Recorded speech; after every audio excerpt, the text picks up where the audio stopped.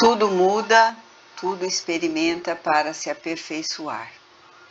Capítulo 11. É tempo de renovar. Eu gostaria de trazer para reflexão uma experiência minha ocorrida em Bento Gonçalves, Rio Grande do Sul. Exatamente na região vinícola do país, onde imigrantes da Itália se fixaram, fugindo da guerra e trazendo sua cultura, seu esforço, persistência e resiliência. E nessa região cultivaram e exportaram seus produtos para o mundo inteiro. Quando estive em Bento Gonçalves para fazer uma palestra, visitei uma vinícola e fiquei interessado, porque aquilo me evocou as parábolas de Jesus a respeito da vinha. Eu queria me aprofundar. Queria pisar em uma vinha, olhar a videira, a uva, o processo de produção do vinho. Recordei-me naquele momento do desenho da vinha que os espíritos pediram a Kardec que colocasse, logo na introdução do Livro dos Espíritos, como símbolo do trabalho do Criador. Na introdução da obra, Deus é apresentado como a inteligência suprema, a sabedoria infinita que preside a criação, que sustenta todos os fenômenos, a causa última, a causa primária. Aquela que tanto provoca acontecimentos, quando permite acontecimentos, mas também o amor infinito que sustenta a criação. O amor que permite que a criação se mantenha ao longo do tempo em equilíbrio. E como Cristo compara esse trabalho do Criador ao trabalho de um viticultor, me tocou, e eu fui para a vinha. Andei por ela, e a mim pareceu, na ignorância de quem nunca lidou com o fenômeno, que a natureza é uma sucessão de fatos de renovação. A planta cresce, galhos novos surgem, brotos, folhas, flores, frutos. Os frutos são colhidos e o processo se repete. E todo ano o processo se repete. É o poder de renovação da natureza, que por si só representa uma lição grandiosa. Ela revela um poder inerente a cada um de nós, o poder de regenerar, de cicatrizar. Você pode estar enfrentando dor e problema nesse momento, mas, como é parte da criação divina, tem absoluta convicção de que está dotado de força incomensurável de regeneração e renovação, muito superior aos poderes de uma videira, que é podada sobre as intempéries do tempo, passa pelo processo da colheita, enfrenta pragas e recebe muitas vezes um remédio desagradável para se recuperar desse assédio das pragas, dos vermes, dos bichos. Essa vinha, que é invadida pelas ervas daninhas, que procuram sufocá-la, roubar dela o nutriente ou tampá-la do sol e da chuva. Saiba que você é parte da natureza e, portanto, compartilha com a videira desse poder que não pode ser medido pela inteligência humana, o poder da renovação. Mas, inicialmente, eu imaginei que aquilo era uma sucessão, que a natureza se renovava incansavelmente. Logo veio à minha mente um ditado chinês: nunca as mesmas flores, mas sempre a primavera. Espiritualistas do passado olharam para esse fenômeno e compreenderam que a natureza é um permanente processo de mudança. Contudo, viram apenas a mudança. Viram somente o fenômeno cíclico se repetir e deram diversos nomes a isso: mutação, transição sem fim. Não foram capazes de captar o elemento por trás do processo de transformação, o elemento definidor que sustenta toda essa mudança que nós observamos na natureza. Em um primeiro olhar, isso nos parece uma mudança sem fim, que sai de lugar algum e vai para lugar nenhum.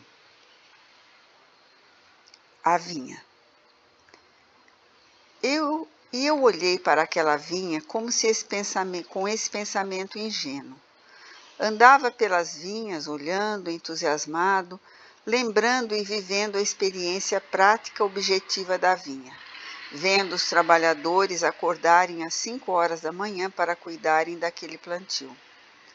Então, aquele jovem enólogo, formado nas melhores escolas da Argentina, disse-me algo provocativo. Você sabia que a vinha reencarna? Vinha reencarna? Que história é essa? Vou dar um exemplo. Você está olhando para essa videira, não está? Ela está dando uva, mas você não olhou para a raiz. O processo de cultivo da videira é assim. Ela faz crescer os galhos, os cachos, a gente colhe e corta. Porque se a videira não for podada, ela perde vitalidade. E eu disse a ele que naquele momento estava me lembrando de uma questão de O Livro dos Espíritos, quando Kardec pergunta sobre a encarnação e os espíritos dizem: é necessário passar pelas vicissitudes da vida corporal. Por exemplo, nascer, envelhecer, adoecer e morrer. São podas. É a videira sendo cortada para ganhar vitalidade. Não vitalidade exterior do corpo físico, mas vitalidade interior, riqueza da alma, riqueza do espírito. Por sua vez, disse o rapaz, nós podamos, tomamos nova muda e enxertamos na base. Quando você enxerta uma muda na base, a videira cresce com a experiência, mas não da muda, mas da base. Eu pedi mais esclarecimento. Haroldo, existe uma diferença entre uma videira criança, jovem e experiente. A videira criança tem todas as características de uma criança. O tronco cresce desordenadamente e não obedece aos pedacinhos de pau que você coloca para poder guiar o crescimento. Ela é rebelde, dá muita folha, cresce para tudo quanto é lado. Você tem de podar várias vezes. Dá muita flor, mas dá pouca uva. Ela, por sua vez, fica jovem, mais disciplinada. Você coloca um pouquinho mais, coloca um guia para ela crescer. Ela ainda desobedece um pouco, dá mais galhos, faz muito barulho, fala que sabe tudo, que não precisa dos pais, mas ainda não produz muito. E a vinha mais experiente, ela é centrada, ela cresce, não dá muitos galhos, não dá muita folha, mas muito fruto saboroso, uva de boa qualidade. Então, Haroldo, quando a gente enxerta uma muda em uma base que é mais experiente, mais velha, é mais fácil de cuidar dela, porque é mais obediente. Ela é mais resignada, responde melhor aos cuidados do viticultor. E é por isso que é impossível o Brasil competir com uma vinha na França, na Itália, porque uma vinha na França tem 400, 500 anos. A nossa vinha tem 80, 90, no máximo 100 anos. Assim, toda vez que eu corto a videira e enxerto um broto novo, a vinha reencarna. E esse é o processo humano. Quanto tempo tem sua base? Cada encarnação é um enxerto. Você é o resultado de quantos enxertos? Será que você é um espírito jovem, rebelde, muita folha e nada de uva? Ou criança, muita flor, pouca uva? Ou, na idade da maioridade, muitas uvas, mas não são tão boas?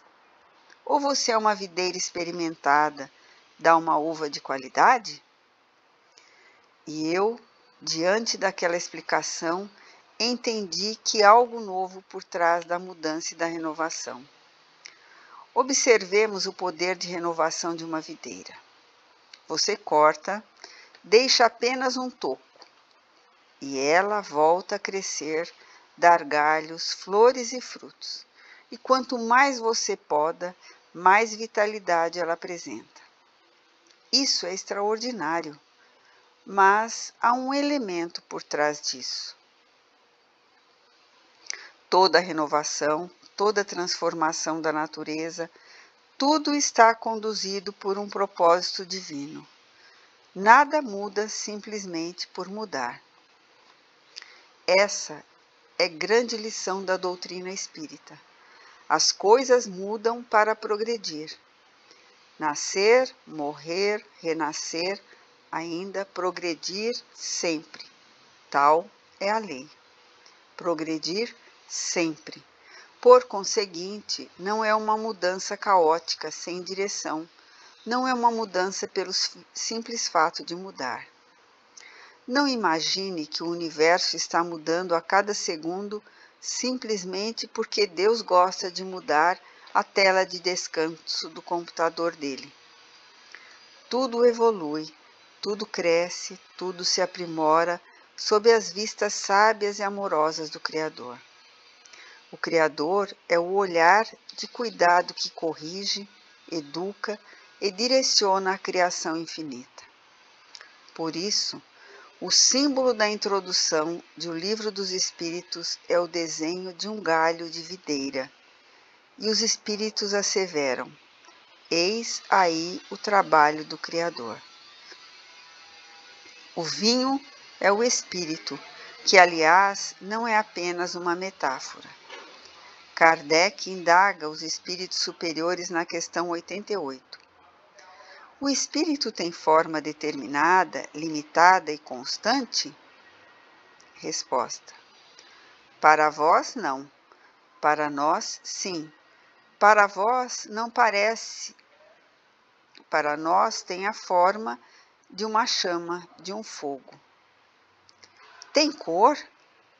Tem a cor do rubi, esclarecem os espíritos. A tonalidade rubi é a cor do vinho, que pode variar do opaco, do mais escuro ao mais radiante. O bago, as folhas, representam o corpo. Desse modo, o ser vai tomando corpos, experimentando mudanças para progredir, aprimorar a sua essência espiritual. Há um propósito em toda essa impermanência. Essa é a contribuição da doutrina espírita para o pensamento espiritualista do orbe. Não há impermanência e mudança sem sentido, sem propósito ou direção. Tudo muda, tudo experimenta para se aperfeiçoar. O amor transforma. Eu me recordo de um trecho da obra de André Luiz, em que Clarencio atendia a um caso, segundo ele, insolúvel pelos instrumentos do intelecto. André Luiz acompanhava o atendimento.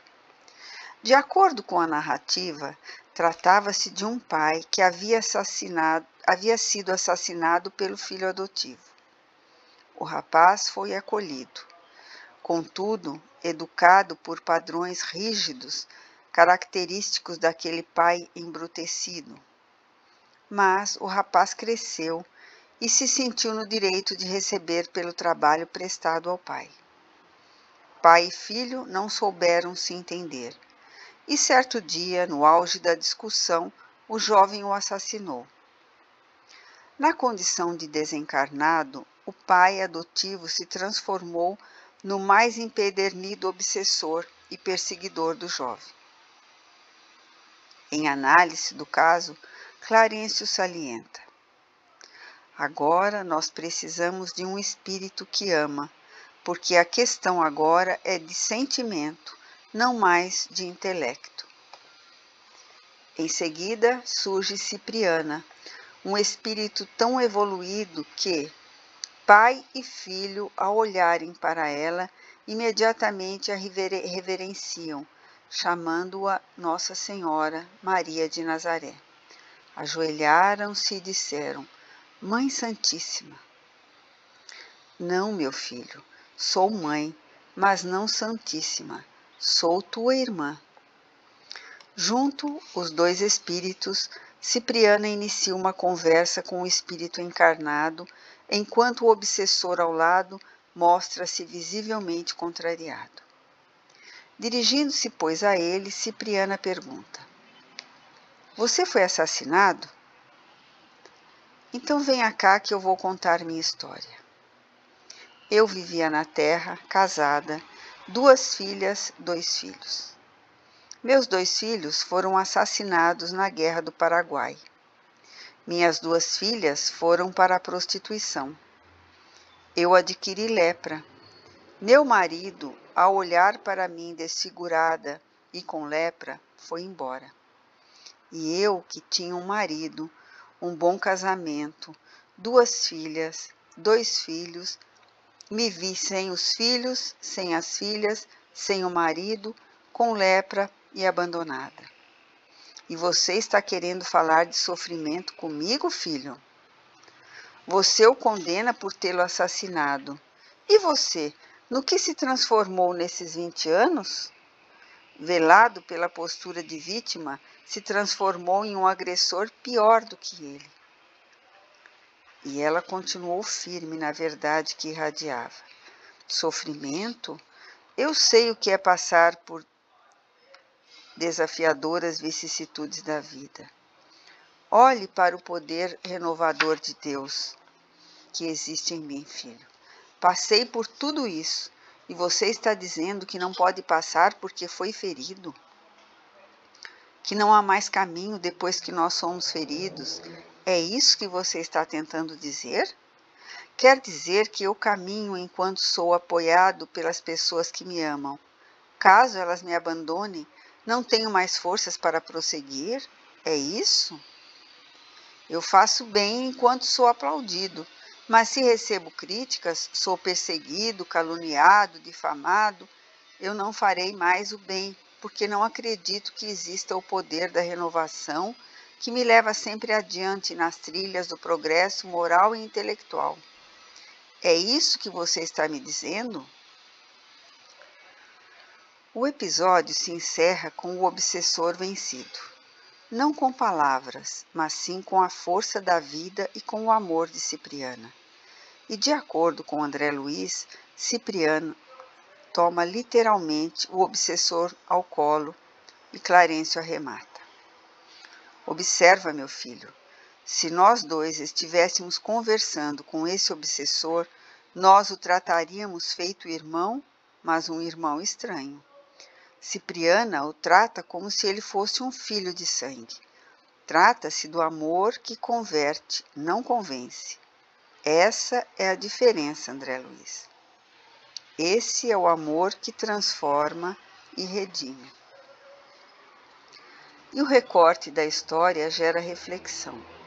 Será que a mãe daquele obsessor o teria amado tão intensamente quanto Cipriana o amou naquele momento? Talvez ele nunca tivesse experimentado o amor de mãe naquela intensidade, tão pessoal, tão profundo. Então, ele cede e acompanha Cipriana. A par da lição de amor de Cipriana, nós temos outra grande lição, a de sermos dotados desse infinito poder renovador, regenerador. Eu não sei que poda você está sofrendo agora. Eu apenas sei dessa força que existe em você, que, intimamente, é a própria presença de Deus em seu coração. Esse é o poder renovador. Recentemente, em conversa com um frei amigo muito querido, ele salientou uma prática milenar, um problema no cristianismo. Segundo ele, o cristianismo cristalizou na celebração da morte, pois em vez de celebrar a vida durante as missas, celebra-se a morte. Todos os símbolos do cristianismo apontam para a morte na cruz, a paixão de Cristo, a morte. É uma lição grandiosa. Não queremos aqui desmerecer a lição da cruz. pelo contrário. E, complementando o raciocínio, ele arrematou: sabe o que está faltando na igreja? Celebrar o domingo de manhã, o túmulo vazio. Fale isso, meu filho, para seus amigos e amigas espíritas. Que bela lição! Nós precisamos celebrar o túmulo vazio, a ressurreição, o Cristo vivo. Celebrar o poder renovador de Deus, o poder que Deus tem de vivificar. Algumas vezes nós falamos tanto de desencarnação e de vida no mundo espiritual e às vezes perdemos a fé no poder transformador, regenerador, vivificador de Deus. Deus age dentro de nós e Ele nos dá o poder da regeneração. O poder que a videira tem de, mesmo podada, crescer, dar folhas, dar flores e frutos. Isso é a força de Deus em nós. Todavia, existe também a força de Deus transcendente, a força de Deus agindo na criação infinita, através de pessoas e circunstâncias que impactam a nossa vida particular. No episódio do obsessor, narrado por André Luiz, essa força transcendente que se materializou, atendendo a determinações do próprio Criador, foi o amor de Cipriana. Certa vez eu recebi uma mensagem de uma pessoa que dizia assim: Haroldo, você me desculpe, não é nada pessoal, mas eu não queria ter sido criada por Deus. Quem te falou que eu quero viver? Não quero, você não está entendendo. Para desencarnar, eu vou ter que viver. Isso fere o meu livre-arbítrio. Vamos refletir a respeito tomando por base a poda. O que a maioria dos adolescentes falam para os pais? Ah, mas essa casa é cheia de regras. Vocês determinam. Quando reencarnamos, nós encontramos a nossa casa formada, construída. Quando nós fomos criados, a casa de Deus já estava construída. E ao olharmos na perspectiva da poda, nos fixamos nos elementos que estão sendo cortados, extraídos, sem nos atermos ao processo. Retomando a obra de André Luiz, na história da personagem Cipriana, após contar sua triste trajetória, ela esclarece: mas quando eu cheguei aqui e vi o que estava reservado para o meu espírito, as belezas da esfera espiritual onde eu vivo hoje, a luz que emana de mim e os recursos espirituais que eu tenho, eu cheguei a uma conclusão. Sofri pouco, foi muito pouco. Se eu soubesse que o prêmio era esse, teria passado por isso mais rápido. Focamos, pois, no que é o instrumento, no que é transitório, mas não no foco nas finalidades. Aristóteles chamava de entelequia, a finalidade última de todas as coisas.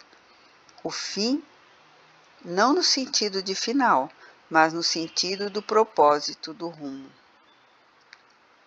Assim vamos nos imaginar volitando, sem check-in, sem bagagem, sem conexão, nem escalas.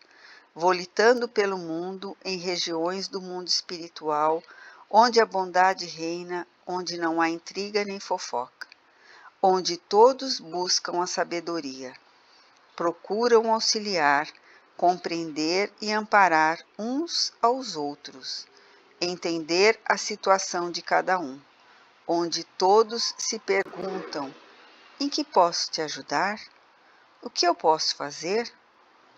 Onde não há morte nem envelhecimento, um local que permite, sem obstáculos, o desenvolvimento de seus potenciais de espírito imortal, e onde os seres que você ama estão ao seu lado, sem perspectiva de separação. Esse é o propósito. Toda transformação, toda mudança é para chegar a esse resultado. O poder da renovação. Nós precisamos resgatar alguns elementos considerados fundamentais da proposta espírita. O primeiro elemento, que é o Consolador, porque a doutrina espírita possui princípios basilares, que são a essência da verdadeira consolação, e um deles é a imortalidade da alma. Nós não somos habitantes do mundo corporal. É importante adotarmos essa perspectiva. Quando viajamos para alguma cidade a passeio, sempre temos o check-out da volta. O problema é que era para termos apenas bagagem de mão. No entanto, estamos com excesso de bagagem. Independentemente das condições que estejamos vivendo, toda essa vida corporal é precária e provisória. O grande problema é que, à medida que a vida corporal avança, nós criamos expectativa, certo pensamento de que estamos aqui, residindo e que aqui é a nossa pátria, a nossa morada, mas não é. É preciso trabalhar essa expectativa da vida imortal. Não podemos dizer que aqui estamos e que nos esquecemos da pátria espiritual, porque todo dia você dorme e volta para o lar, ou tem um contato com o lar. Todo dia estamos cercados de circunstâncias, fenômenos e interferências de atuações do mundo espiritual sobre a vida corporal. A questão é que estamos perdendo a sensibilidade em relação a essa interação com o mundo espiritual, especialmente nesse momento de transição planetária, assumindo temperatura máxima. Esgotaram-se os elementos da religião e da espiritualidade puramente exterior.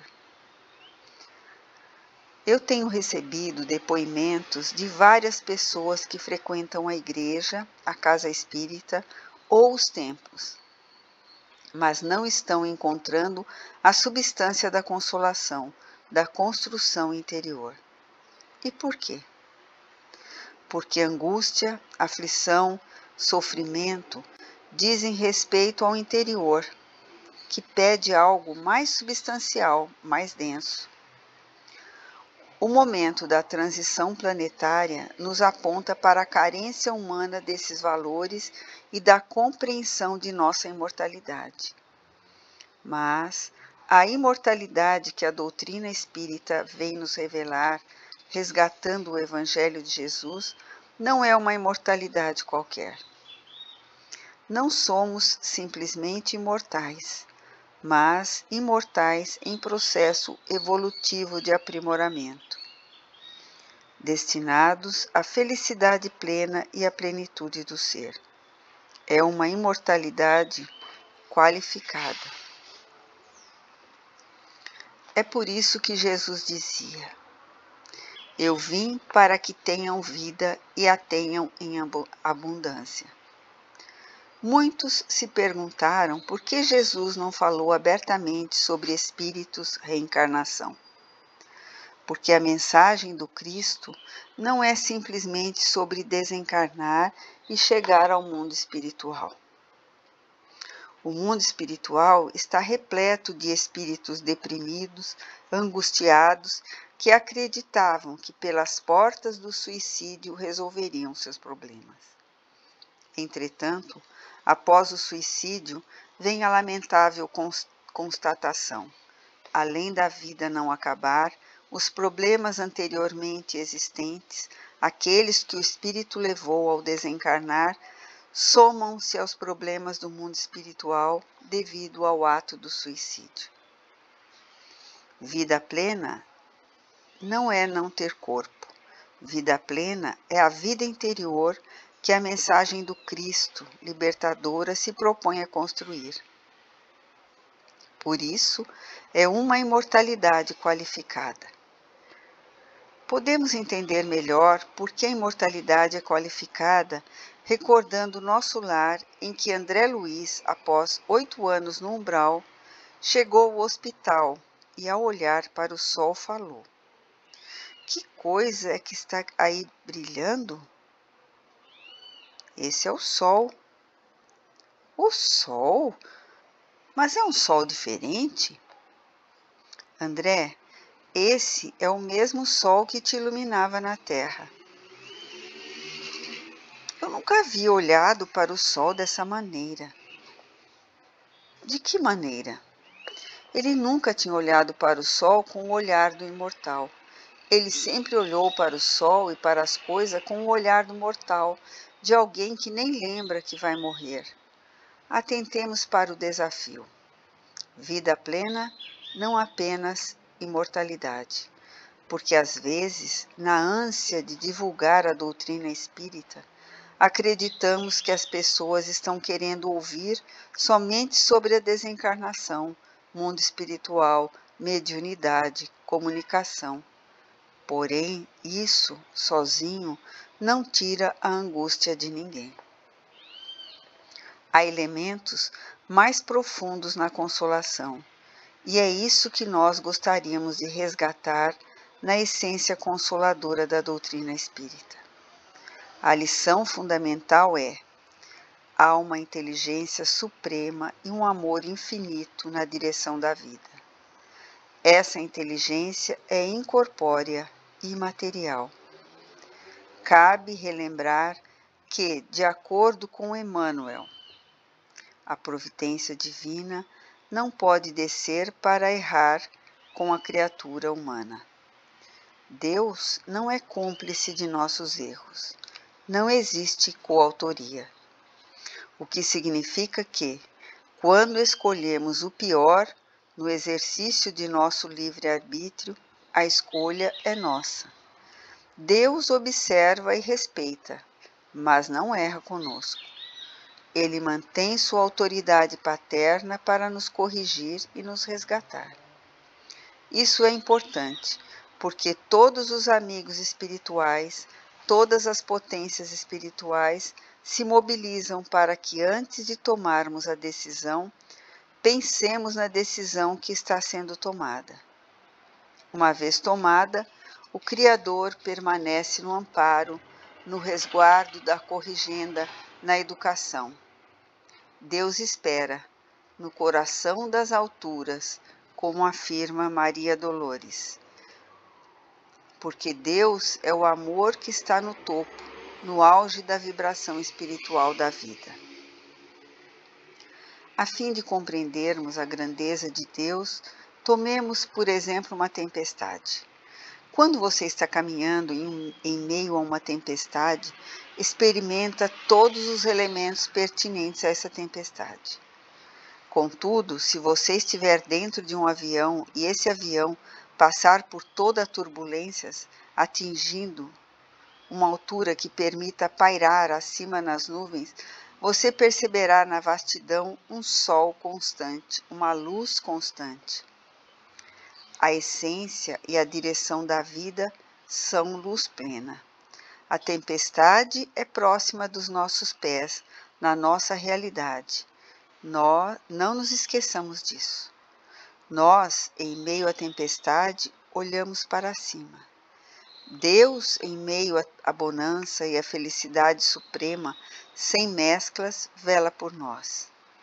A inteligência suprema que cuida de nós tem a visão do todo, de toda a teia da movimentação humana, de todos os caminhos da perambulação humana. É importante que tenhamos essa compreensão. Isso quer dizer que você pode até comover o Criador, mas você nunca vai surpreendê-lo. O alcance da sabedoria divina abarca todo o âmbito de nossa caminhada. Há um Criador velando por nós. Essa mensagem é a essência da mensagem de Jesus. A vida de Jesus é um depoimento prático da comunhão dele com Deus. Ele veio atestar: eu estou em comunhão com Deus. Ele estava em comunhão com Deus quando multiplicou os pães, quando andou sobre as águas, curou os leprosos, também estava em comunhão com Deus na cruz, em todas as circunstâncias, em todos os trâmites e reveses. Ele estava em plena comunhão com Deus. Esse é um ponto. Outro aspecto que a doutrina espírita traz está na literatura sapiencial da Bíblia, na sabedoria de Salomão. Provérbios. A sabedoria dos seres humanos é loucura para Deus. Esse é o ponto, porque a nossa inteligência, limitada e similar à inteligência que está em um veículo, a inteligência de Deus é a que está em cima, vendo todo o território. Então você acha que está tomando o melhor caminho. Mas quem está vendo de cima percebe a loucura da sua decisão, o desatino da solução humana. Por conseguinte, nós ostentamos uma autossuficiência como se fôssemos os artífices de tudo, capazes de gerir sem Deus. A maioria das pessoas faz prece quando o problema já está instaurado. Quantas pessoas recorrem à prece antes de tomar uma decisão? Antes de fazer uma escolha? Poucas.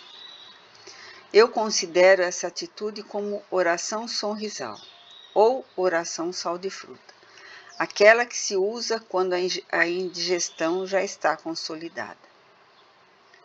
Está nos evangelhos de Marcos, de Lucas e Mateus. Os apóstolos acordaram, foram para o barco. Jesus já estava orando no monte. Eles acordavam e iam para a atividade porque estavam no piloto automático. E você, o que faz ao acordar? Jesus acordava e se dirigia ao monte para orar. Por quê? Ele era incapaz, não tinha discernimento, autocontrole? Não, ele era o Cristo, porque você só é verdadeiramente forte e grande se estiver em comunhão com Deus. Por essa razão, ele acordava e orava, pedindo a Deus a condução e a inspiração para o dia. E a história registra a sua comovedora entrada em Jerusalém antes de ser preso. Jesus orava no Jardim das Oliveiras. Está nos evangelhos de Mateus e de Marcos, que Jesus, antes de ser preso, avisou muitas vezes que seria preso. Contudo, os únicos surpreendidos foram os apóstolos, que tinham sido anteriormente avisados. Importante destacar que Jesus muitas vezes é um espelho em que projetamos as nossas fraquezas. Há certos filmes que colocam Jesus chorando assim: meu Deus, eu vou ser crucificado. Pai, afasta de mim esse cálice, eu estou com tanto medo de morrer. Por sua vez, quem produz tais filmes se esquece de conectar essa passagem com aquela que Simão Pedro começa com o choramingo. Não, mestre, você não vai ser crucificado. Não, isso não vai acontecer. Jesus, afasta de mim. Ele chama a atenção de Pedro pela fragilidade, pela incompreensão e falta de confiança. Ao conectar, vemos que, na verdade, Cristo chorava por nós. Naquele momento de sua crucificação, nós estávamos escrevendo a transição planetária de hoje. Estávamos semeando o suicídio, a loucura de hoje. Porque, diante da humanidade, estava a possibilidade da regeneração e da transformação espiritual nos rumos evolutivos do planeta. E nós dispensamos. Exemplifiquemos. Imagine a dor de uma avó, de um avô, de uma mãe ou de um pai quando vê o filho fazendo as escolhas menos acertadas ou colhendo o plantio das piores escolhas. O que essa mãe ou essa avó pede? Deus, por favor, não permita que ele faça isso. Há na minha lembrança uma cena muito dolorosa. Eu era o juiz da vara da infância e juventude, em uma comarca difícil no interior de Minas Gerais. E certo dia chegou um jovem com a mãe em prantos. Doutor, pelo amor de Deus, ele está perdido. Meu filho está perdido. Por favor, não prenda ele. Aqui não é uma prisão, é uma internação. O objetivo aqui é protegê-lo, eu respondi. Não deixe. Eu a chamei em particular e disse: o seu filho está envolvido com as forças mais tenebrosas e sinistras desse mundo corporal. Qualquer um de nós pode cair nas garras dessas forças. Todos os dias, esse tráfico de entorpecentes mata. Eu vou internar seu filho. O jovem permaneceu internado por 45 dias. Vencido o prazo da internação, eu o soltei, mas com grande angústia. 1 semana e meia depois, ele foi encontrado morto. Para entendermos a mensagem consoladora da doutrina espírita, vou ilustrar por meio de uma metáfora. Pense em Deus como uma avó. Pense em Deus como uma mãe. Deus está se derramando em amor em sua vida, mas você não está vendo. Sabe por quê? Porque está preocupado que a lei de causa e efeito aplicou uma internação de 45 dias em você, que é a encarnação corporal. Então, sinta esse Deus como um amor maternal, amor de avó, envolvendo a sua vida e guiando. Você pode pensar na angústia, olhar para ela, mas não se fixar, porque ela chega, mas vai embora. O amor, por sua vez, é permanente. O amor não nos isenta das experiências, ele nos sustenta. Grave a palavra sustenta. Você vai passar por tudo que for necessário, contudo estará sendo carregado nos braços de Deus.